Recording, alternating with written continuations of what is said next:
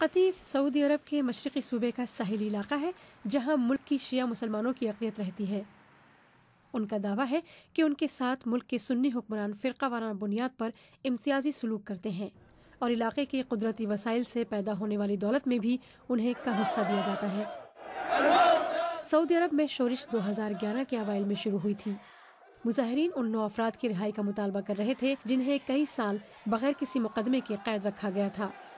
Security forces نے مظاہرین کے خلاف فوری کارروائی کی۔ درجنوں افراد گرفتار ہوئے، لیکن مظاہرے 3 سال بعد بھی جاری ہیں اور علاقے میں چیک پوائنٹس قائم ہیں۔ حالانکہ میں سعودی ہوں، لیکن کیمرہ لے کر چلنا میرے لیے بھی مشکل تھا۔ مجھے گرفتار کیا جا سکتا تھا۔ کچھ نوجوانوں نے میڈیا سے بات کی تھی۔ میں نے بھی ان میں سے چند نوجوانوں کو تلاش کیا جو انٹرویو کے لیے تیار ہو گئے، لیکن اپنی شناخت ظاہر نہیں کرنا چاہتے تھے اور ان کی آوازیں بھی تبدیل کی گئیں۔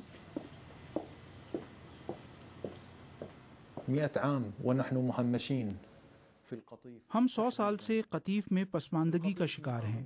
یہ حقیقت ہے کہ یہ قدرتی دولت سے مالا مال علاقہ ہے۔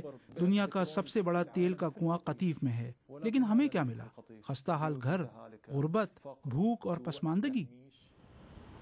میں نے درجنوں مظاہرین سے خفیہ ملاقاتیں کی، جس کے بعد یہ واضح ہوا کہ سب ملک میں اصلاحات چاہتے ہیں۔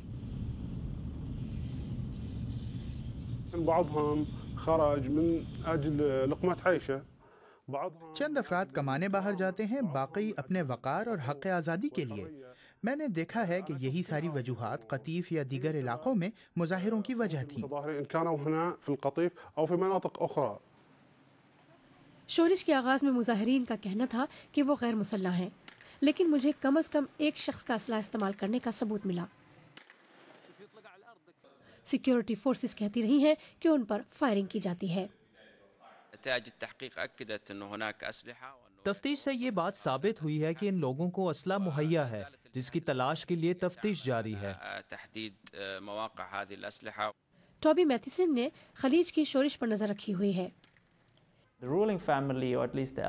حکمراں خاندان یا صاحب اختیار افراد ملک میں سیاسی اصلاحات نہیں چاہتے اور اس مسئلے سے آہنی ہاتھ سے نمٹنا چاہتے ہیں۔ اس کا واحد رد عمل بے حسی یا تشدد ہی ہو سکتا ہے۔